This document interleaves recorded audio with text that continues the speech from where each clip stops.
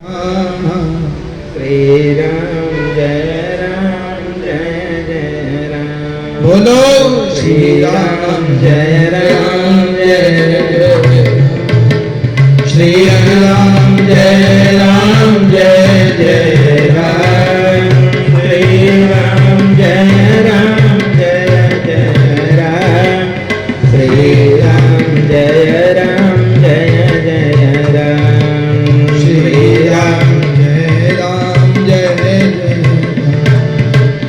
बोले बद्रीनाथ भगवान की जय। भक्तवत्सल भगवान की जय हो।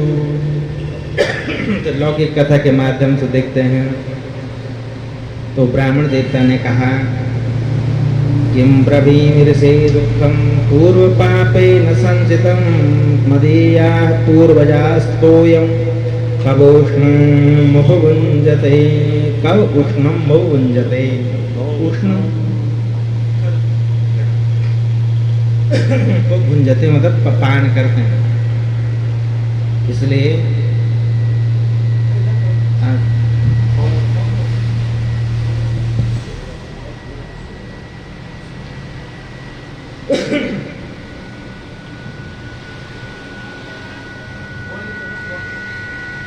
मैंने वहाँ से आवाज़ नहीं आ रही। आवाज़ कूलर से आवाज़ डाला यहाँ से इसके पास में है ना इसको।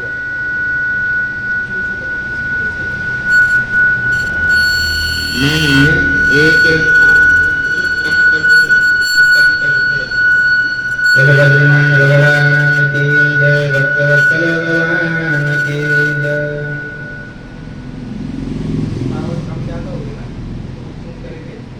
तेज आएगी तो क्यों करेगा।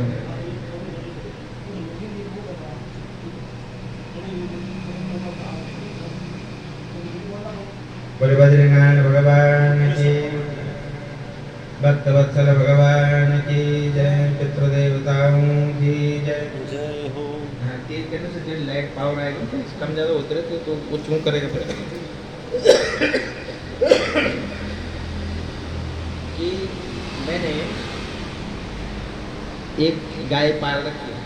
ब्राह्मण सुना रहा अपनी लौकिक कथाएं तब अध्यात्म पता करेंगे। मतलब परमात्मा की कृपा से कोशिश करेंगे कि शास्त्र का दर्शन भाग और दृष्टांत भाग मतलब कथा और उसका अध्यात्म भाव क्या है ये चर्चा बने रहेंगे। तो लौकिक कथा दर्शन दृष्टांत के आधार पर देखते हैं कि उन्होंने कहा कि मैंने एक पाल लेते या मयाधीनु सा बंध्या सर्वथा भवी। वो गाय भी दूध नहीं देती है, बछड़ा भी नहीं देती है। मया रोपितः वृक्ष, मैं जो पेड़ लगाता हूँ रोपण करता हूँ वो भी फलीभूत नहीं होता, सूख जाता है। मद गृहे मद फल यद फलम मद गृहायातः, मेरे घर में जो फल आता है ये हाथ में जो आता है तच्च शीघ्रम विनश्यति, जो बहुत जल्दी खराब हो जाता है। और इसी कारण से धिग्जीवितं प्रजाहीनं धिग्रहं च प्रजां विना, मेरी संतान नहीं है, न पुत्री है न पुत्र। तो इत्युक्त्वा स रोदोच्चैः, यही सोच करके मैं आत्महत्या करने के लिए आया हूँ। और ऐसा कह करके उच्चैः स्वरैः रुरोद, रोने लगा और रोने लगा महात्मा के सामने जोर जोर से। महात्मा जी ने देखा ये भगवान अच्छा खासा भला जा रहा था, क्या समस्या कर ले दे दी। मैंने तो सोचा कि शायद जंगल में रो रहा है, कोई भक्त होगा, कोई तत्ववेत्ता होगा, कोई भगवान की याद में रो रहा होगा, क्योंकि एकांत में यति ही रोता है ना। और संसार में हम लोग तो सभी रो ही रहे, सभी रो रहे। तो उन्होंने महात्मा जी ने विचार किया कि क्या होगा। तो तद भालाक्षर मालांच, उनकी भाल मतलब ललाट मस्तिष्क, किसी विद्या है, कोई हस्तरेखा की विद्या है, मस्तिष्क रेखा की विद्या है, ज्योतिष जन्म कुंडली की विद्या है, तो वो विद्या रही होगी महात्मा जी के पास। उन्होंने उसके भालाक्षर मतलब ललाट को पढ़ा, भाग्य को देखा, उसका बोध होता ही है। तो भालाक्षरमालां च वाचयामास योगवान सर्वं ज्ञात्वा यति पश्चात विप्रमोचे सविस्तरम। उन ब्राह्मण से उन्होंने बोलना शुरू किया कि ब्राह्मण देवता सुनो मेरी बात। मुंचा ज्ञानम प्रजारूपम बलिष्ठा कर्मणो गतिः विवेकम तु समासाद्य त्यज संसार वासनम। संसार का मोह वासना को त्यागो, तुम्हारे ललाट में सप्त जन्मावधि तब पुत्रो नैव च नैव च। न पुत्री है ना, कब तक? बोले 7 जन्म तक, सप्त जन्म अवधि समय तक। एक जन्म तो छोड़ो ब्राह्मण, 7 जन्म तक। थोड़ा ज्ञान दिया। क्या ज्ञान दिया कि तूने कथाएं सुनी होंगी आदि। संतते सगरो, सगर की कथा सुनी होगी। 60,000 पुत्र थे। क्या किया उन पुत्रों ने? 60,000 पुत्रों ने दुखी किया। और राजा चित्रकेतु की कथा सुनाई। चित्रकेतु ने क्या किया? तो पंडित जी ने कहा, उन ब्राह्मण देवता ने कहा, तुम आज मुझे सुनो, बात ऐसी है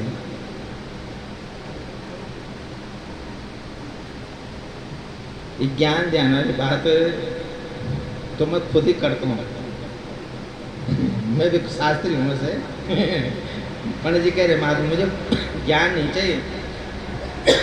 अब उनका विश्वास और इसलिए बढ़ गया कि लगता है महात्मा कोई यति तपस्वी है, और तपस्वी व्यक्ति अगर जो कह देता है वो फलीभूत हो जाता है। देखो तप बल में प्रारब्ध को भी बदलने का सामर्थ्य होता है। तप क्या है? कर्म। कर्म इतना प्रबल हो कि हमारा प्रारब्ध कमजोर पड़ जाए, है ना। अब सरल सी बात है, जैसे मानो जो बीमारी किसी को लग जाती है, अब थोड़ा सा अनुष्ठान कर दिया, जप कर दिया, महामृत्युंजय कर दिया, तो शायद उसका फल जो उसका प्रारब्ध है उससे कम हो तो कटेगा कैसे?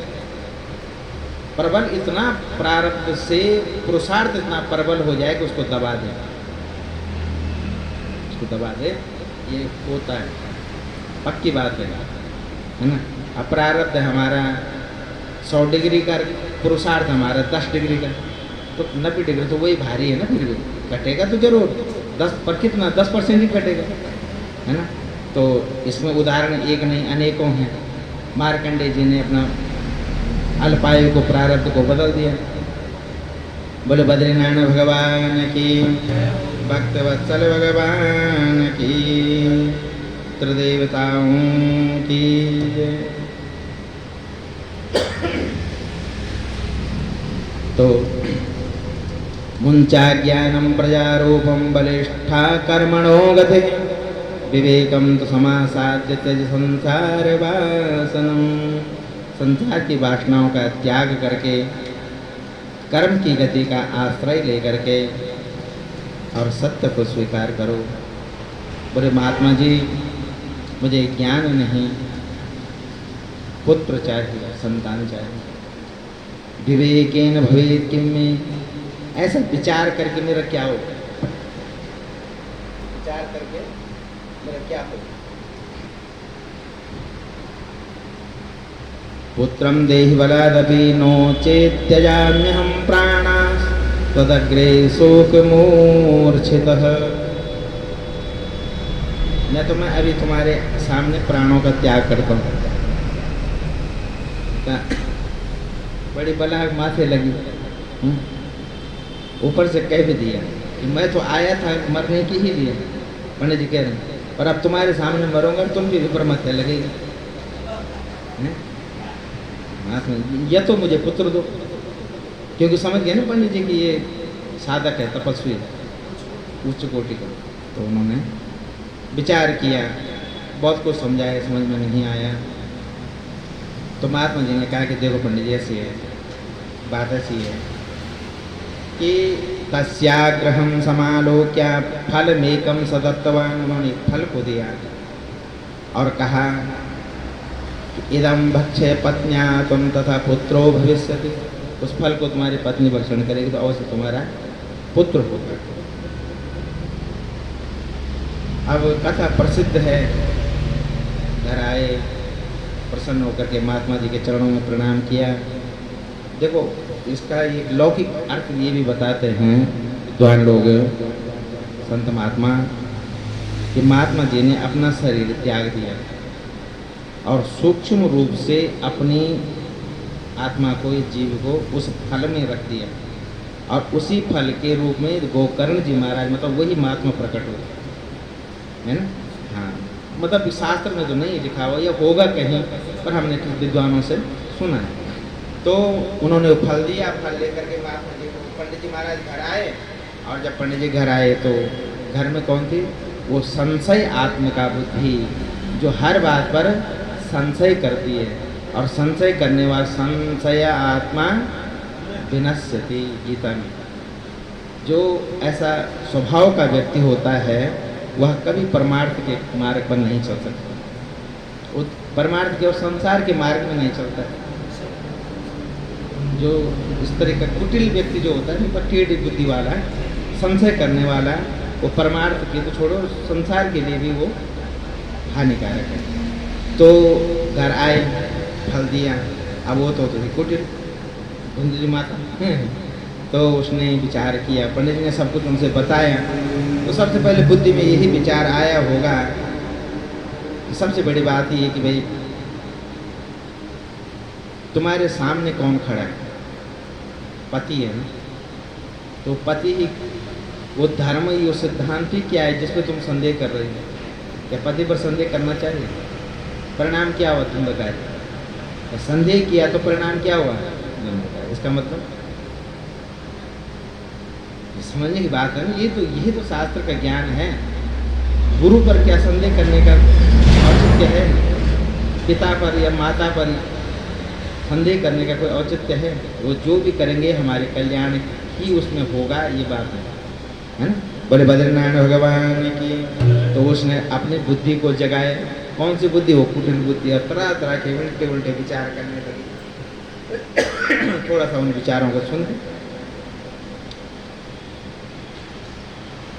महात्मा जी ने कहा था कि सत्यम शौचम दया दानम एक वक्तम को भोजन, एक टाइम भोजन करो, सत्य बोलो, दया करो, दान करो। तो बेटा ब्राह्मण, अगर तुम्हारी पत्नी ये सब करती है तो वर्षावधि स्त्रिया कार्यम तेन पुत्रो अति निर्मल, एक सुंदर निर्मल पुत्र हो तुम्हें प्राप्त होगा।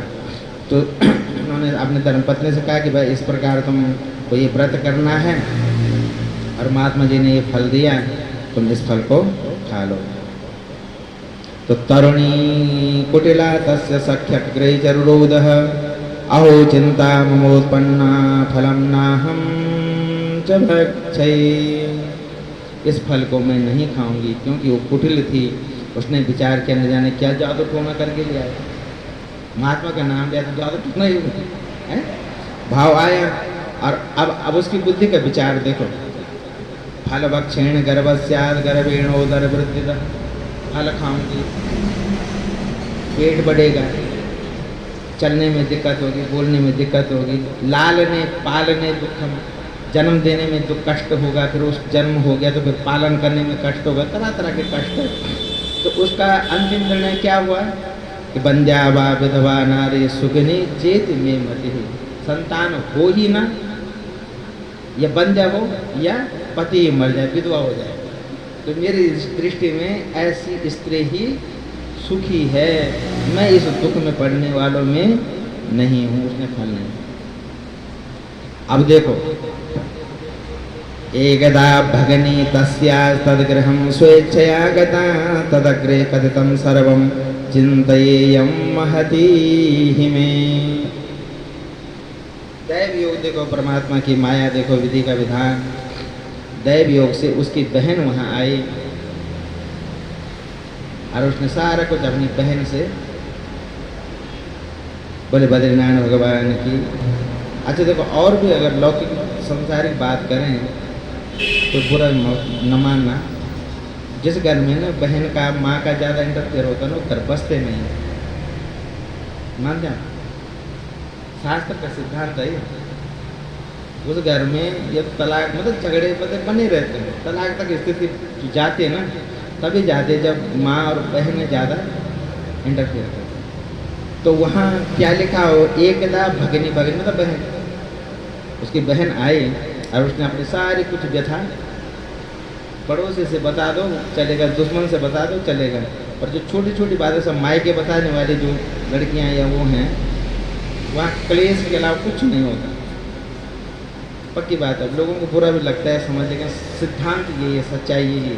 घर बसाना चाहते हैं तो इन चीज़ों को समझना चाहिए, दूर रहना चाहिए इन चीज़ों से। तो उसने सब कुछ उसे बता दिया।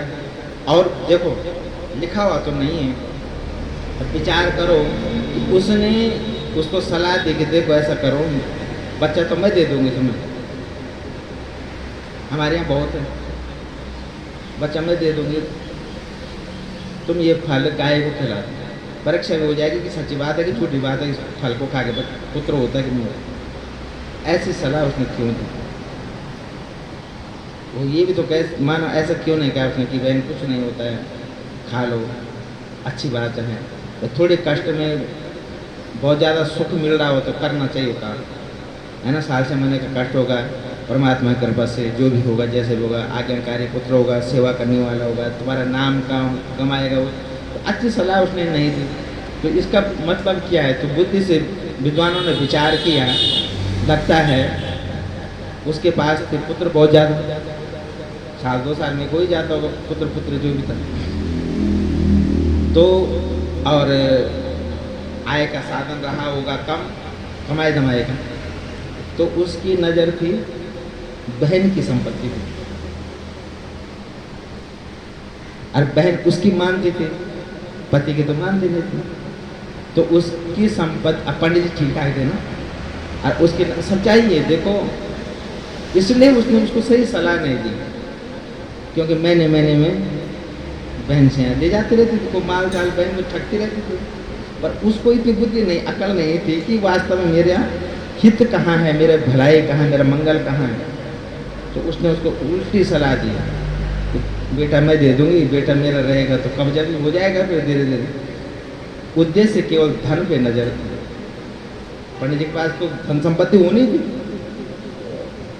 धनवान थे, विद्वान थे, तो समय आने पे जो कुटिलता उसने करी, बहुत बड़ी बात है, समझने की बात है, विचार करने की बात है। कैसे रहे होंगे वो आत्मदेव जिन्होंने 10 महीने या 8, 9, 10 में जो भी समय रहा होगा, इस बात को पकड़ नहीं पाए कि मेरी पत्नी असली गर्भवती है कि नकली गर्भवती है।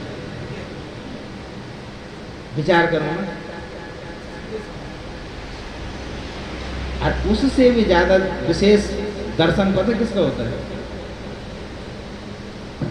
कि इनके एक महामाया जो है ना, उनकी माया को कोई सच्चाई है, कान पावक जार सक, अग्नि किसको जला नहीं सकती, कान समुद्र समाय, पूरा ब्रह्मांड समुद्र में लय हो जाता है, प्रलय। कान करे अवला प्रबल, जिसको हम अवला कहते हैं, वह क्या नहीं कर सकती है। दशरथ जी महाराज जब धनुष बाण उठाते थे तो देवता लोगों को भी हर्ष होता था कि कोई दैत्य दिखेगा तो अब हमारी रक्षा करने वाला खड़ा हो गया है, धनुष बाण लेकर के निकल गया है। और इतना परम प्रतापी तपस्वी जिसने ब्रह्म को पुत्र बनाया, ये साधारण थे क्या? और कैकेयी माता ने विचार करो ना इस बात की, देखो विचार करने वाली बात है। बोले बद्रीनारायण भगवान की, भक्त वत्सल भगवान की। तो ये सब हुआ, समय आने पर उसने रातों रात अपने पति के द्वारा पुत्र भी भिजवा दिया, और प्रातःकाल धुंधकारी ने हल्ला मचा दिया कि पुत्र हो गया, बेटा हो गया, बेटा हो गया। आत्मदेव जी प्रसन्नता से झूम उठे, और अतकालीन सा नारी प्रसूता बालकं तदा आनी जनको बालं रहस्ये धुंधुली ददौ। अपनी बहन धुंधुली को उसने वह दिया, तया चकरितं भर्त्रे प्रसूतः, प्रसव सुखपूर्वक हो गया है, लेकिन इसका पालन पोषण कैसे करूं? मया स्तन्ने दुग्धम ना, दूध होना कहाँ से था जब बच्चा था ही।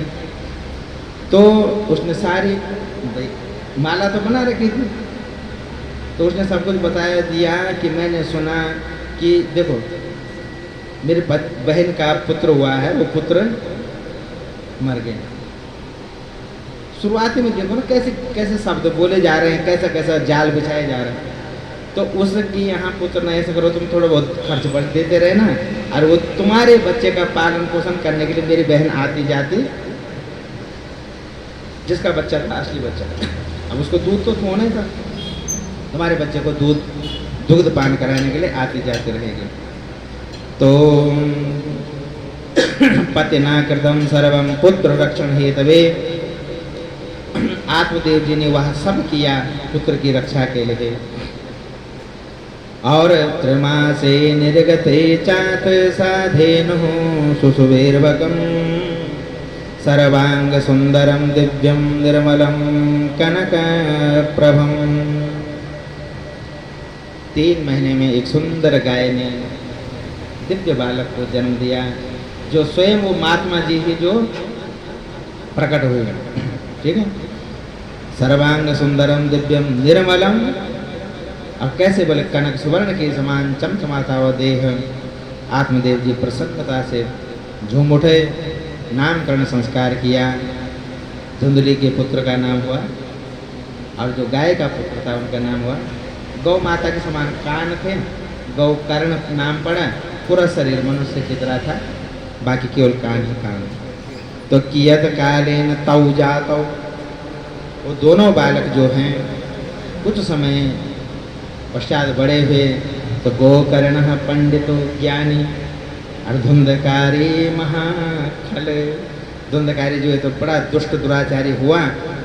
और यथा प्रकृत्याम गधुरम गाम पयः, ये प्रकृति का सिद्धांत है कि जिसने जो बनना है वो बचपन से उसके अंदर वो गुण वो लक्षण विद्यमान रहते हैं। होनहार के चिकनी बात वाली बात, ऐसा कुटिल स्वभाव दुष्ट स्वभाव उसका होने लगा। स्नान शौच क्रियाहीन ध्रुवक्षी क्रोधवर्ग विवर्धितः। बचपन से ही उल्टी बुद्धि, लड़ाई झगड़ा करना, बच्चों को छोटे छोटे बच्चों को कुएं में फेंक देना, कहीं धक्का दे देना, कहीं उनको मारना, कहीं पत्थर मारना, ऐसी दुर्बुद्धि। और गौकर्ण जी महाराज भगवत भक्त थे, भगवान का भजन कीर्तन करते थे, साधु महात्माओं की संगति करते थे, अच्छे लोगों की संगति करते थे, आदि आदि। ऐसे होते होते दोनों युवा हुए, बड़े हुए। तो तेन वैश्या कुसंगेन, अब जब बुद्धि ऐसी थी, अगर देखो पिता उनको कुछ डांटते समझाते, कुछ करना चाहते, तो तब तक धुंधली आकर के उसका पक्ष ले लेती। आत्मदेव अगर समझाते डांटते तो धुंधली पुत्र का पक्ष लेकर के पति से झगड़ना शुरू कर देते। तो जिसका परिणाम क्या हुआ? तेन वैश्या कुसंगेन पितरम वित्तम तो नासितम। उसने वैश्याओं के संग में आकर के पिता के वित्त का नाश करना शुरू कर दिया, जो पिताजी ने कमा के रखा हुआ था। एकदा पितरो ताड्या पात्राण स्वयमाहरत। अब विचार करते हैं कि उस बुद्धि से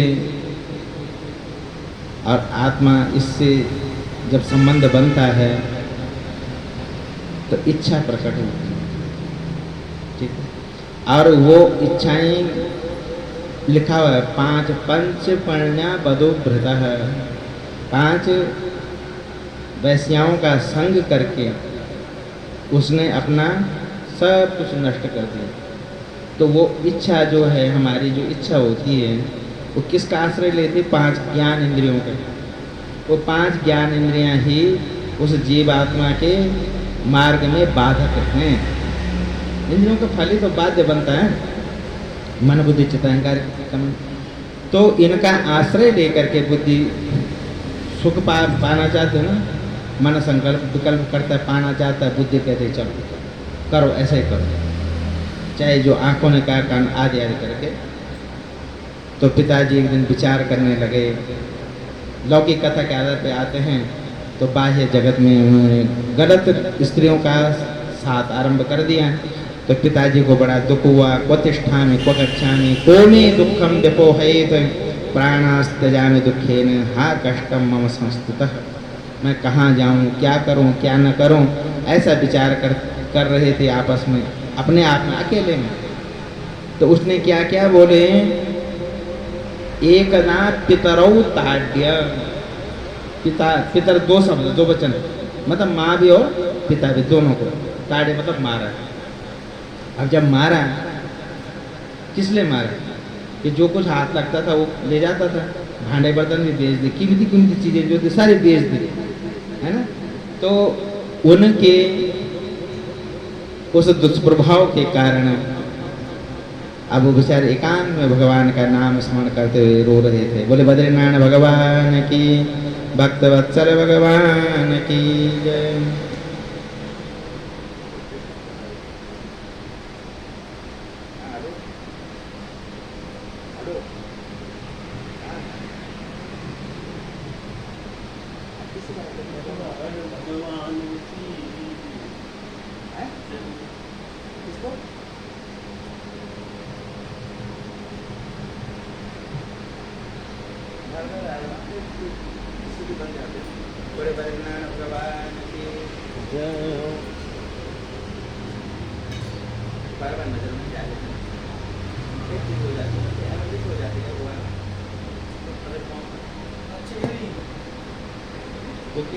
करना था उसे।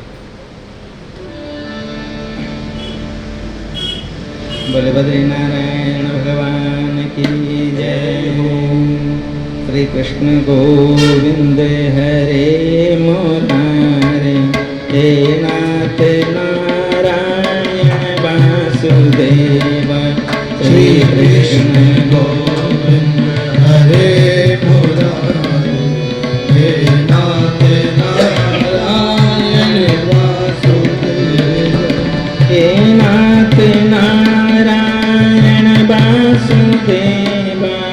हे नाथ नारायण वासुदेव। हे नाथ नारायण वासुदेव। हे नाथ नारायण वासुदेव। श्री कृष्ण गोविंद हरे मुरारे, हे नाथ नारायण वासुदेव। श्री कृष्ण गोविंद हरे मुरारे, हे नाथ नारायण वासुदेव। हे नाथ नारायण वासुदेव। हे नाथ नारायण वासुदेव। हे नाथ नारायण वासुदेव। हे नाथ नारायण वासुदेव। हे नाथ नारायण वासुदेव। हे नाथ नारायण वासुदेव। भाग्योदयो दुना जात आत्मदेवस्य पश्यत। ऐसा जब हुआ तो गोकर्ण जी वो आत्मदेव जी एकांत में विचार करे थे, मैं कहाँ जाऊँ, क्या करूँ, क्या न करूँ। अपने किए हुए कर्मों का स्मरण करने लगे। और यही ज्ञान है। ज्ञान की परिभाषा क्या है? कर्तव्य कर्तव्य कर्म का विवेक विचार करना ही ज्ञान का लक्षण है। अपने आप में विचार करने लगे तो विचार करते करते करते करते कोई निर्णय नहीं ले पा रहे थे, मैं क्या करूं, क्या न करूं, क्या करूं, क्या न करूं। तो इदानीं तु समागत्य गोकर्णो ज्ञान संयुतः। गोकर्ण जी महाराज वहाँ उपस्थित हुए। बोले पिताजी क्यों रो रहे हो, है ना। असारः खलु संसारो दुख रूपी विमोहकः। सुतः कस्य धनं कस्य स्नेहवान् ज्वलते निशम्। गोकर्ण जी ने कहा देखो उस आत्म तत्व के द्वारा, जीव के द्वारा जो शुभ कर्म हुआ है वही दुख के समय में हमारा साथ देता है ना। तो गोकर्ण मतलब जो उनके शुभ कर्मों का फल था, धुंधकारी मतलब जो उनके पाप कर्मों का फल था। तो गोकर्ण शुभ, देखो दुख की घड़ी में शुभ कर्म खड़ा हो जाता है, पक्की बात है। आत्मदेव जी के सामने वो पुत्र रूप में, गोकर्ण रूप में उनका पुण्य ही पुत्र बन करके मानो आया। वो महात्मा जी ने जो फल में प्रवेश कर दिया था, बोले पिताजी देखो, न चेन्द्र से सुखम किंचन न सुखम चक्रवर्तिन सुखमस्ते विरक्तस्या मुनेरेकांत जीविनः। ठीक यही बात महात्मा जी ने कही थी जब जल पी रहे थे, तो तब ये बात समझ में नहीं आई। और आज उन्हीं महात्मा ने गोकर्ण के रूप में यह कहा तो तुरंत उनकी समझ में बात आ गई। ऐसे क्यों? अब ठोकर खा रहे ना, अब ठोकर खाने के बाद बात जल्दी समझ में आ जाती। पहले ठोकर नहीं थी लगी हुई, तो पहले महात्मा जी ने समझाया, बोले अरे बाबा ये ज्ञान कौन छोड़ मुझे। और अब ठोकर लगी, जिस पुत्र के लिए रोए, बोले बद्री नारायण भगवान की जय, भक्त वत्सल भगवान की जय। है?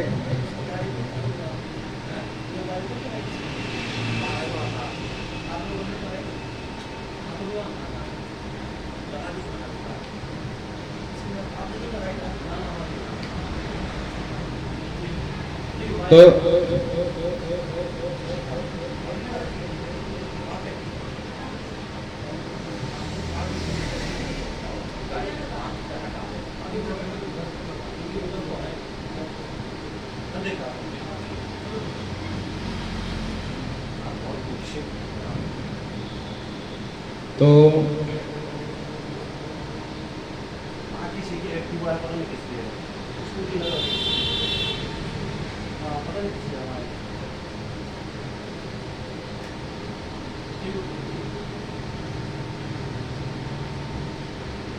बोधयामास जनकं वैराग्यं प्रदर्शितम्।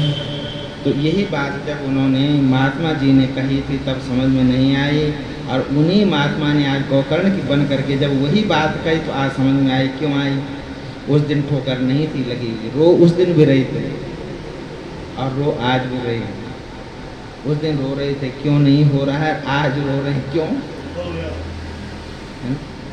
तो आज बात समझ में आ गई। बोले बेटा मैं क्या करूं? बोले पिताजी सुनो,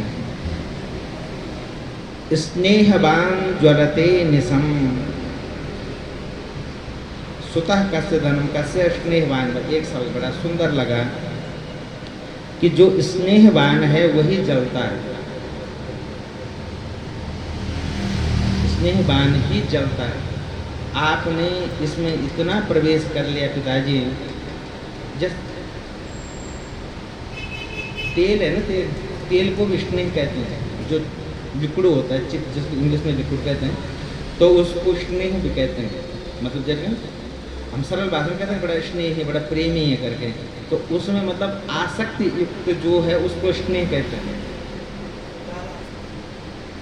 है ना। तो उसमें जिसके अंदर पिताजी बहुत स्नेह है वही जलता है। अब वो पुत्र से कर दिया, संपत्ति से कर दिया, पड़ोसी से कर दिया, नौकरी, किसी चीज़ से, मान सम्मान से। कई लोग अपने पद प्रतिष्ठा के लिए सब कुछ जमीर कमीर सब बेच देते हैं, पर मेरा पद बचा है, मेरी कुर्सी बची है, मैं इस पर बैठा रहूँ। बोलो ऐसे वो इसमें इतने स्नेही हो जाते हैं, इतने लिप्त हो जाते हैं, आसक्त हो जाते हैं कि फिर वो धर्म कर्म मान मर्यादा सबको दाव पे लगा देते हैं। पर ये नहीं जाना चाहिए मेरा मान ईमान सब चला जाए, उसकी परवाह नहीं, पर ये नहीं जाना चाहिए, गद्दी नहीं, कुर्सी नहीं जानी चाहिए। तो उसको कहते हैं स्नेह। और जब तक स्नेह रहेगा तब तक वो, जैसे उदाहरण दिया तैलवत, तो दीपक तब तक प्रज्वलित रहता है जब तक उसमें वो तेल है, स्नेह चिकनापन, तो वह तब तक जलता है। पिताजी जब तक आप इसमें जुड़े रहोगे तब तक जलते रहोगे। चाहे मैं हूँ, चाहे गोकर्ण हो, धुंधकारी है, चाहे कोई भी है, तो इन सब में अगर आप स्नेहवत जुड़े रहोगे तो वही पीड़ा देगा। बाकी कर्मों की गति के अनुसार फल भोगेंगे, वो बात अलग है। लेकिन अगर विवेक के द्वारा समन करना चाहते हैं तो ठीक है। जैसे देखो, ये निश्चित है, पक्का है कि जल में ही कमल होता है ना?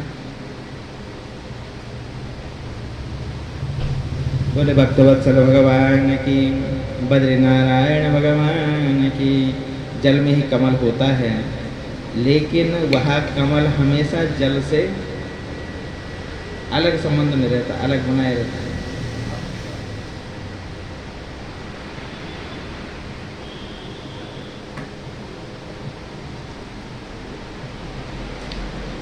श्री राम जय जय राम, श्री राम जय जय राम, श्री राम जय जय राम, श्री राम जय जय राम, श्री राम जय जय राम, श्री राम जय जय राम, श्री राम श्री राम जय जय राम,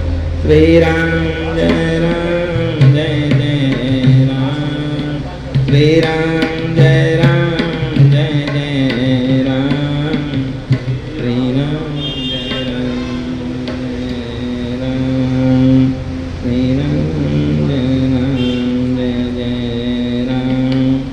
श्री राम जय राम, श्री राम जय बहुत जरूरी है। श्री राम जय जय राम, श्री राम जय जय राम, श्री राम जय जय राम, श्री राम जय जय राम, श्री राम जय राम। स्नेहवान ज्वलते निशम। पिताजी,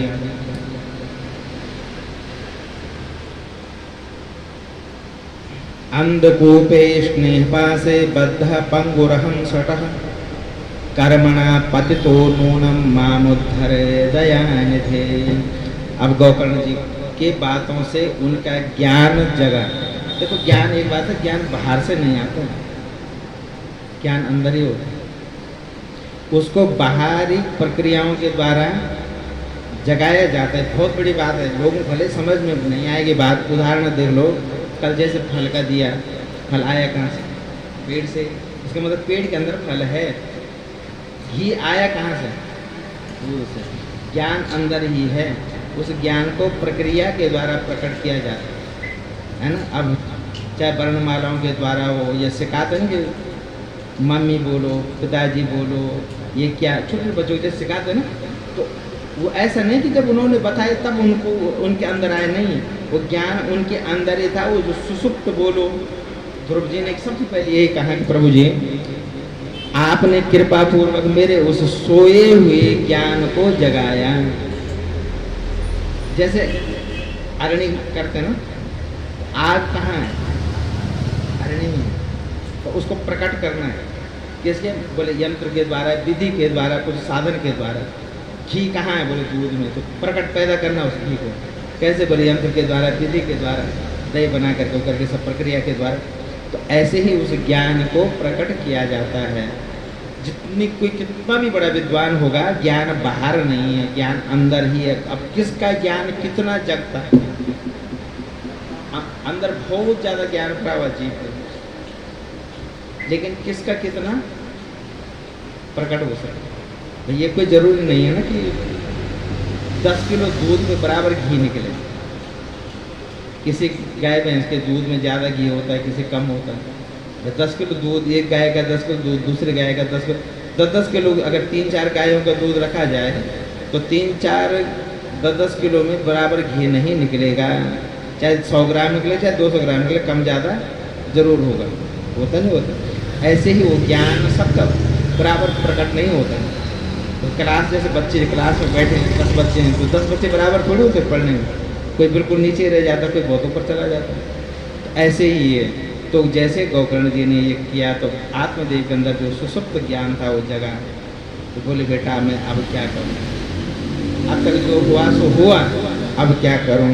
तो उन्होंने कहा पिताजी देखो मुंचा ज्ञानम प्रजा गो। आत्मदेव जी ने कहा बेटा अंधकोपे स्नेह पास है, आज तक स्नेह के पास में बंधा हुआ मैं अंधेरे कुएं में गिरा रहा, पंगु विकलांग सठ धूर्त।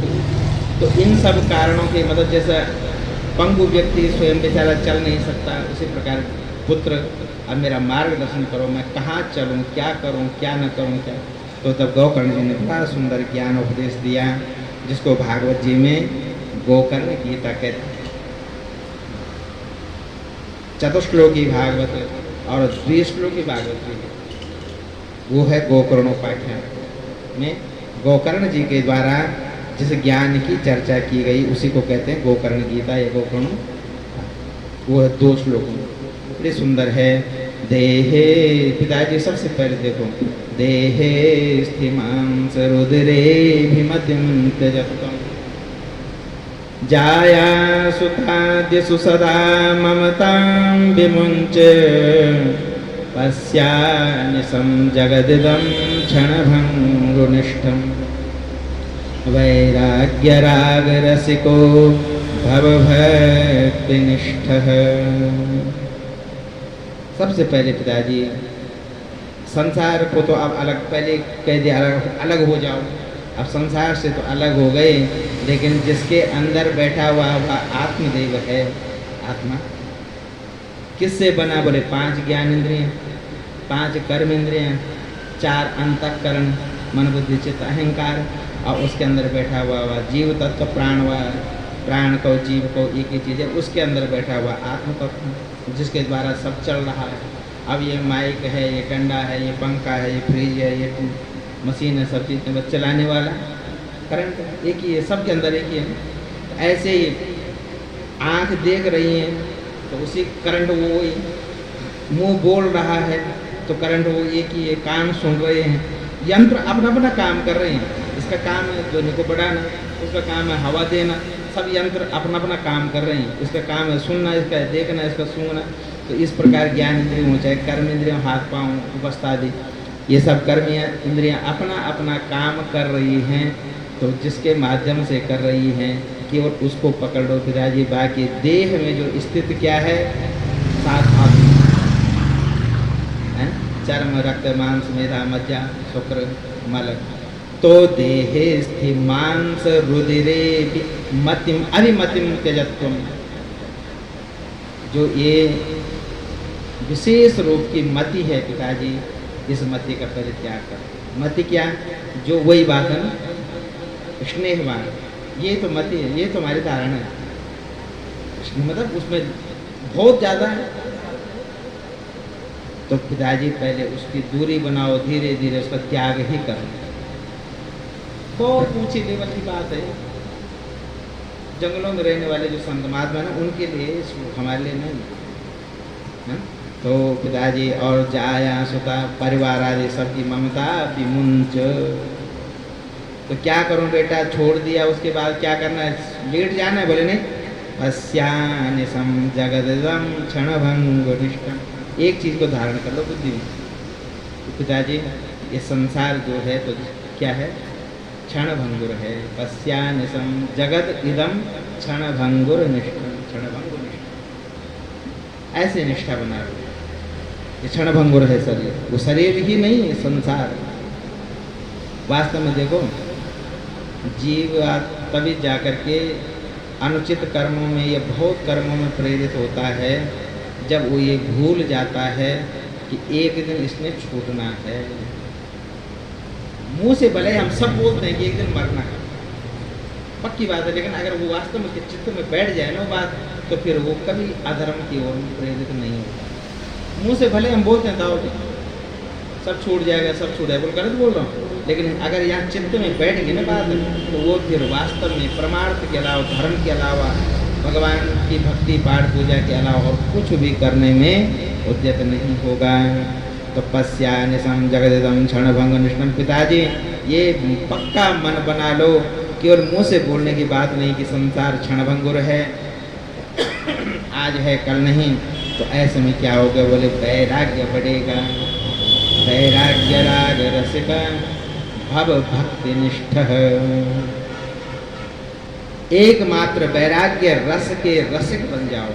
वैराग्य राग रसिक, जो वैराग्य राग के जो रसिक हैं, है ना, उसमें जो आनंद लेने वाले हैं, ऐसे भव मतलब हो भक्ति निष्ठ, भगवान की भक्ति में लग जावे, निष्ठ हो जाओ। दूसरा श्लोक कहा कि देखो दूसरा कर्म क्या करना है? बोले धर्मम भजस्व सततम त्यज लोक धर्मा। धर्मम भजस्व सततम त्यज लोक धर्मान। लोक धर्म का त्याग करो। आचार्य जी, अब लोक धर्म का त्याग करना है। धर्मम भजस्व सततम त्यज। अब धर्मम, अब एक बात है, देखो शास्त्र की गहराई है ना। धर्मेण हीना पशु विस्मृत, जिसके जीवन में धर्म नहीं वो क्या है? पशु।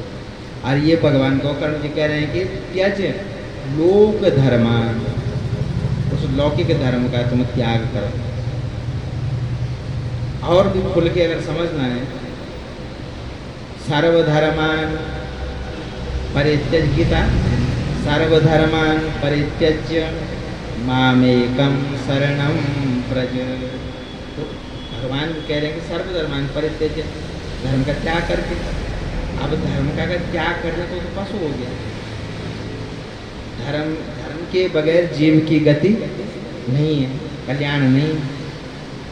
अब उसका कल्याण नहीं है, और ये गोकर्ण जीव कह रहे थे इसको समझने की, तो इसीलिए दोनों शब्दों का अर्थ जो है तो शास्त्र को भगवान ये समझ सकते हैं, मनुष्य की बुद्धि तो इतनी है नहीं, पर फिर भी थोड़ा सा कोशिश करने वाली बातें जरूर हैं।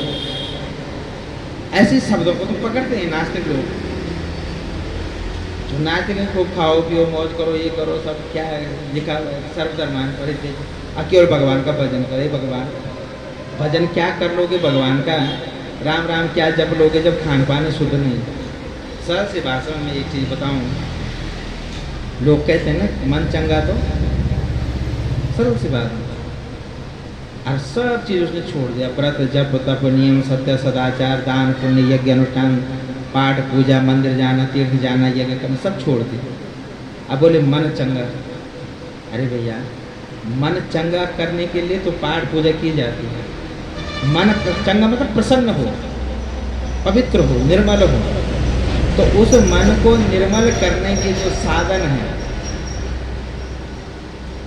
तीर्थ व्रत जप यज्ञ अनुष्ठान आदि कर्म क्या है? बोले मन निर्मल होगा। और निर्मल मन जन, तो मन को निर्मल बनाने के साधन तो हमने कुछ किए नहीं, तो मन चंगा कहाँ से हुआ? बोले बद्रीनारायण भगवान की, भक्त वत्सल भगवान की। नहीं हुआ, नहीं हुआ, इसका मतलब झूठ है, नहीं। तो देखो ये जो त्यज लोक धर्मान का है ना, सर्वधर्मान, तो ये सर्वधर्मान का अर्थ है लौकिक धर्म, मतलब इंद्रियाणाम धर्म है, जो इंद्रियों का जो धर्म है। आँख क्या कहती है? रूप, तो रूप का त्याग करो, मतलब चक्षु इंद्रिय के धर्म का त्याग करो। अगर इंद्रियों के धर्म में बंधे रहोगे, इंद्रिय ग्रामान, इंद्रियों का जो ग्राम है उस धर्म का त्याग करो, इंद्रियों का। तो उस पिताजी जब तक इंद्रियों के धर्म को पकड़ के रखोगे, नेत्र का धर्म क्या है, श्रवण इंद्रिय का धर्म क्या है, अब कान कह रहा है ये सुनो, उसका तो शब्द ही धर्म है। चक्षु इंद्रिय का क्या है? रूप है। तो घ्राण इंद्रिय का क्या है? सूंघना। रसना का क्या है? स्वाद है। तो जब तक इनके पीछे इनके धर्म को हम पकड़े रहेंगे, तब तक धर्मम भजस्व, धर्म का भजन नहीं हो पाएगा। तो अब वो कौन सा धर्म है? बोले पारलौकिक धर्म, जिसको है ना, तो बस। अच्छा, दूसरी बात देखो, ऐसी स्थिति कब बनेगी? बोले सेवस्व साधु पुरुषान साधु पुरुषों की सेवा से, सज्जन लोगों की सेवा से, है ना, माता पिता की सेवा से, सद ब्राह्मण साधु महात्मा की सेवा से, सदाचार के पालन से। तो सेवस्व साधु पुरुषान, तो जही काम तृष्णाम जही, जो हमारी कामनाएं हैं, वासनाएं हैं, विकार हैं, वो सब जही मतलब जल जाएंगे, भस्म हो जाए, खत्म हो जाएंगे। पिताजी अन्यस्य दोष गुण चिंतन मास मुक्त्वा, धीरे धीरे धीरे धीरे ऐसी स्थिति बनाओ कि हमारे अंतःकरण में संसार की चर्चा न होकर के भगवत चर्चा बनी रहे। सेवा कथा रसमहो नितराम पिबत्वम, और भगवान की कथा का निरंतर पान करो, निरंतर पान करो।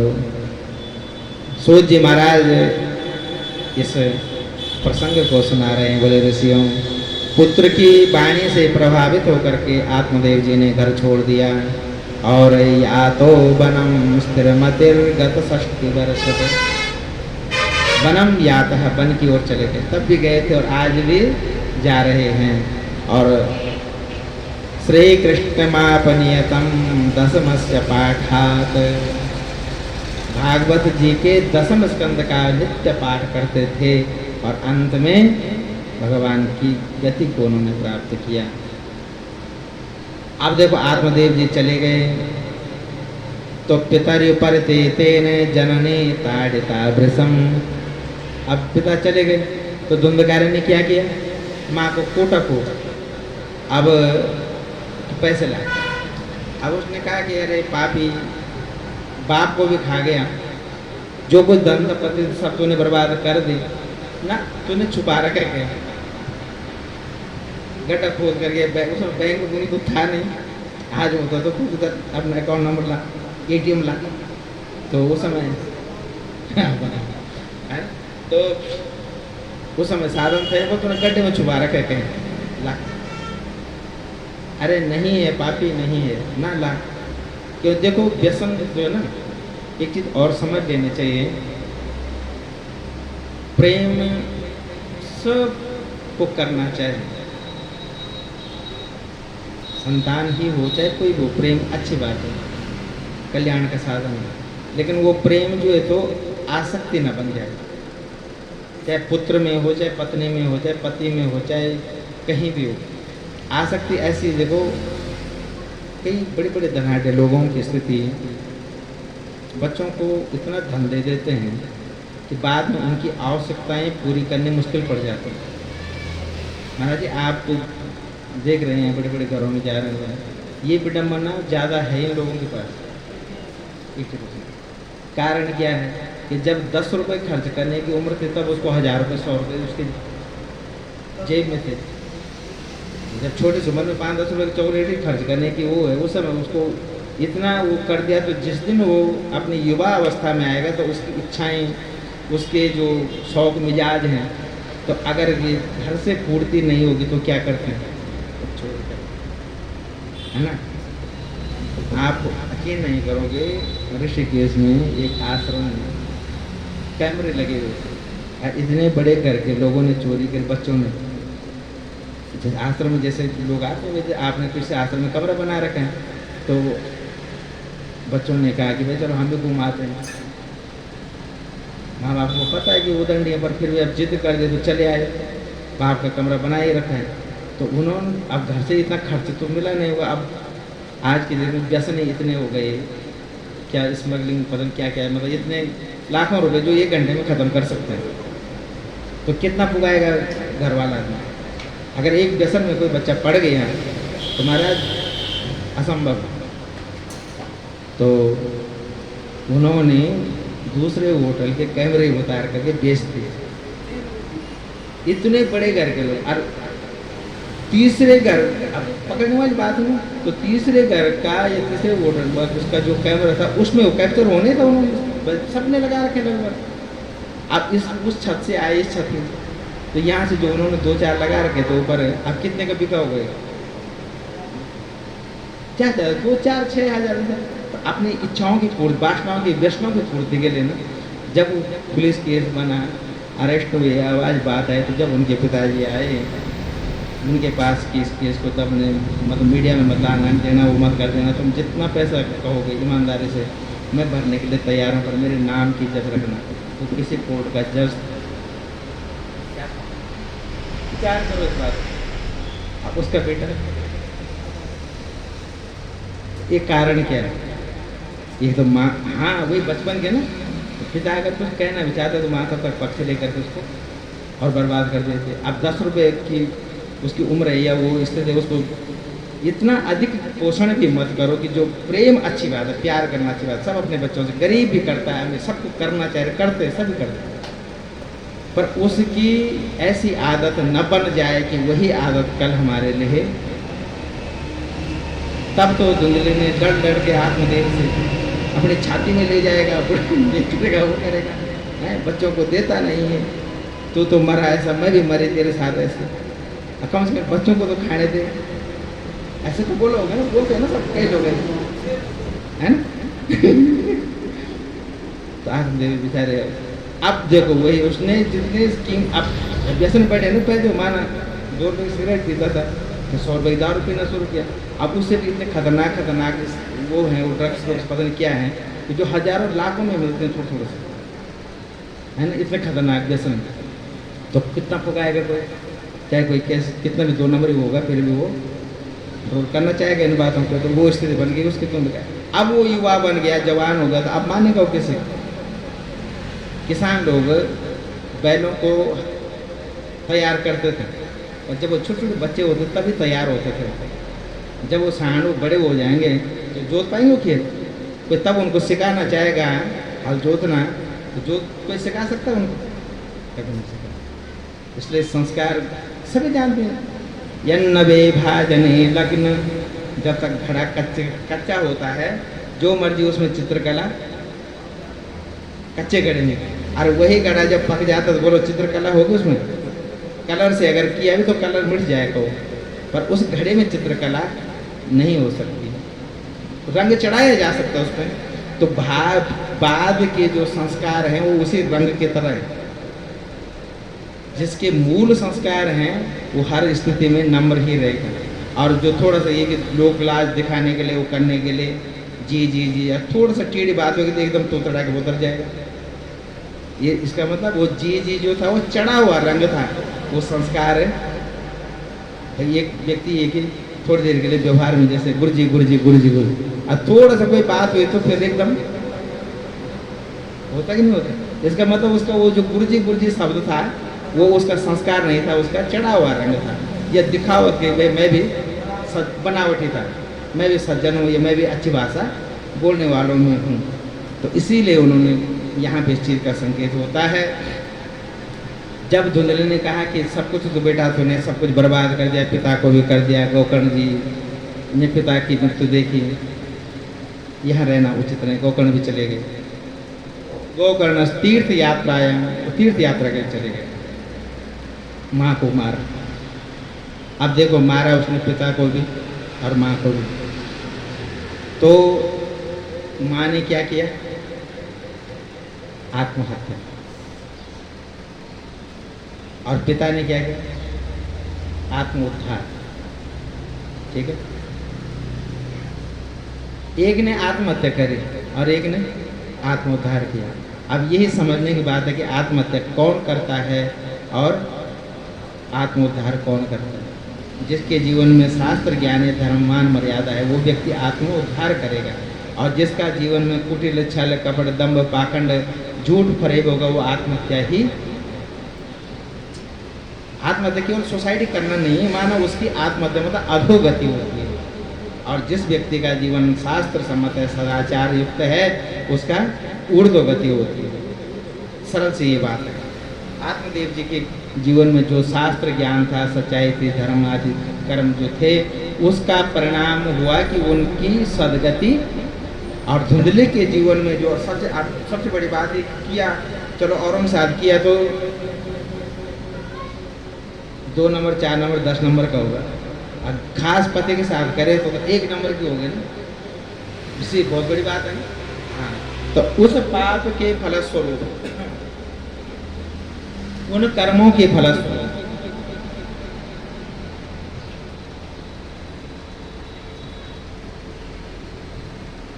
उन कर्मों के फलस्वरूप उसकी अधोगति की, अकाल मृत्यु जिसको कहते हैं।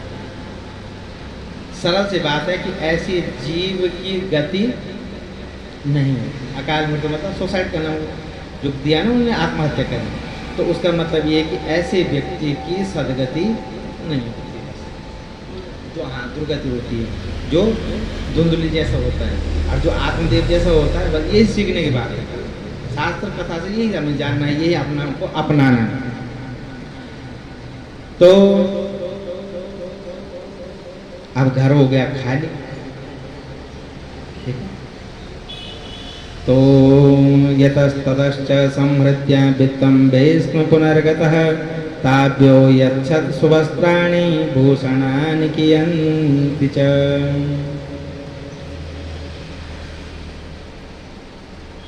धुंधकारी गृहे तिष्ठत्, धुंधकारी घर में बैठ के राजा बने।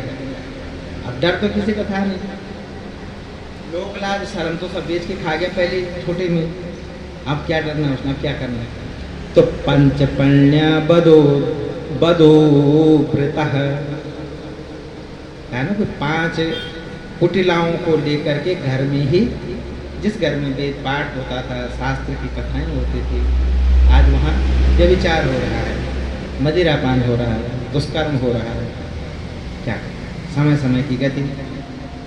तो महाराज अब साधारण सरल सी बात है, वो किसी की तो होती नहीं, वो केवल धन की है, तो वो उससे खूब याचनाएं करते हैं, तरह तरह के। आज हमारे लिए सोने का कंगन लाओ, आज हमारे लिए ये वस्त्र लाओ, आज हमारे लिए ये भोजन लाओ। तो देखो, चौर्यं करोत्यसो नित्यं अतः राजा गृहीष्यति। वह मूर्ख जो है, वो पापी जो है,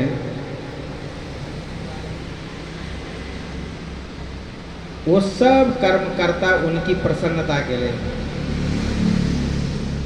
जैसे जैसे वो बोलते। तो एक दिन उन्होंने कुछ ज़्यादा डिमांड रख दी होगी, तो वो रशीद राजमहल में चला गया, सफर भी हो गया। रानी की साड़ी छोड़ी सब कीमती कीमती सामान, रानी के हार वस्त्र सब चुरा करके ले आए, उन वैश्याओं को दे दिया। उन्होंने विचार किया, दारू पी के सो गया। अब उन्होंने विचार किया कि इसका काम है, रोज का पेशा है चोरी करने का, आज इसने बहुत बड़े राजा क्या करते, तो जरूर कहीं ना कहीं इसकी पकड़ में सीबीआई इसके पीछे लग गई होगी। तो कहीं ना कहीं कभी ना कभी ये पकड़ में आएगा, और ये पकड़ में आएगा तो संबंध हमारा भी है, हम भी हाथ धो के जाएंगे, कोई बचा सकता नहीं। तो जब इसको राजा ने मारना ही है, तो कथम किम न हनिष्यति, क्यों ना हम ही इसको मार दें, हम तो बच जाएंगे। तो ये सब जो इसी युक्ति के अनुसार उन्होंने काम किया, खूब उसको मदिरा पान कराया, और तप्तांग नहीं मरा, गले में रस्सी बांधी नहीं मरा। तप्तांगार समूहश्च तन मुखे विचिक्षुपुः, जलते हुए कोयले उसके मुख में ठोसे। तप्त अंगार अग्निज्वाला ते दुखेन व्याकुलो निधनम गता, उस अग्नि की पीड़ा से, उस रस्सी में गले के घुटने से उसका निधन हुआ। और ऐसी मृत्यु को प्राप्त हुआ व्यक्ति, अकाल मृत्यु को मरा हुआ सदगति को, उसकी कहीं गति नहीं होती। तो वो क्या बन गया, भयंकर विश्वास बन गया, विषाद के रूप में परिणत हो गया। इसलिए कहते हैं कि विश्वासो स्त्रीणां नैव तु विश्वास दुष्टानां कारयेद बुधः, विश्वासेयं स्थितो मूढः स दुःखैः परिभूयते।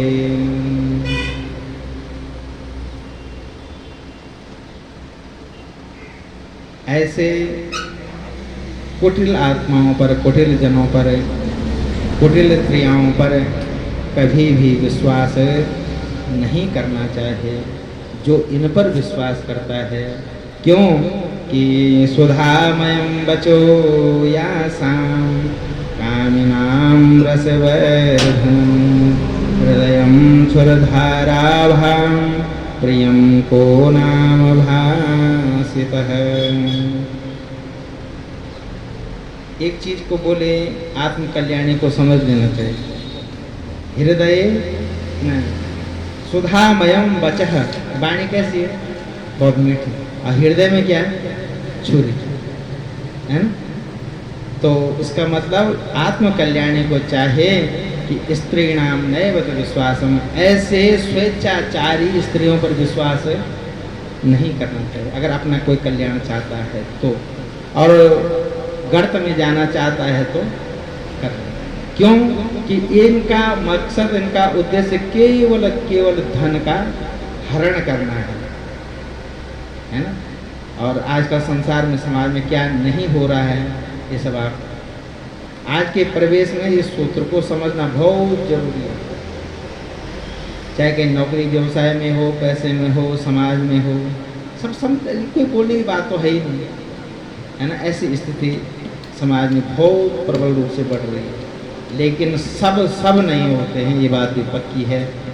कुछ लोग, कुछ ऐसे मलिन समाज में पैदा हो जाते हैं, चाहे पुरुष वर्ग में हो, चाहे ब्राह्मण वर्ग में हो, चाहे कहीं राजनीतिक क्षेत्र में हो, चाहे महिला समाज में हो। कुछ दूषित लोग, उन कुछ की वजह से सब लोग, वो कहते नहीं, एक मछली तालाब गंदा कर जाने वाली बात है। तो ऐसी स्थिति में इस चीज को समझना बहुत जरूरी है। क्योंकि मदरो वाचः, और हृदय का, हृदय में क्या है कि कहाँ से इसको टपकाऊं, कहाँ से इसको काटूं, द्वंद्व। तो इन चीज़ों से बोले सावधान रहे। सुधा समृद्ध वित्तम तायाता कुटला बहुभट्टिका, क्योंकि उनका एक से संबंध तो था नहीं, अनेकों से संबंध होने के कारण ऐसी स्थिति उनकी बनी। तो महाराज धुंधकारी क्या हो गया? बोले वात्य रूप धुंधकारी बभूवाथ महान प्रेतः कुकर्मतः वात्यारूपधरो नित्यम धावम 10 दिशोंतरम।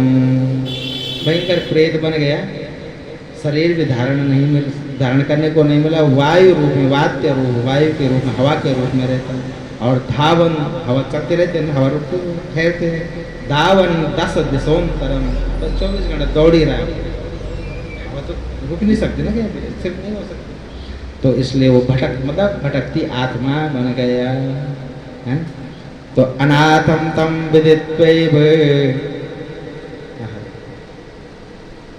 अब उस दिव्य आत्मा का संबंध जिस पुण्य कर्म से था, उसको जब पता लगा गोकर्ण जी को कि मेरे पिताजी भी चल बसे, माता भी अकाल मृत्यु को गई, भाई भी ऐसे अकाल मृत्यु को प्राप्त हुआ, तो अनाथम तम विदित्वैव, उस भाई को अनाथ जान करके, कोई नहीं है उसका, तो गया श्राद्ध मची करत, गया में उन्होंने एक सुंदर सा उसके लिए श्राद्ध कर्म किया।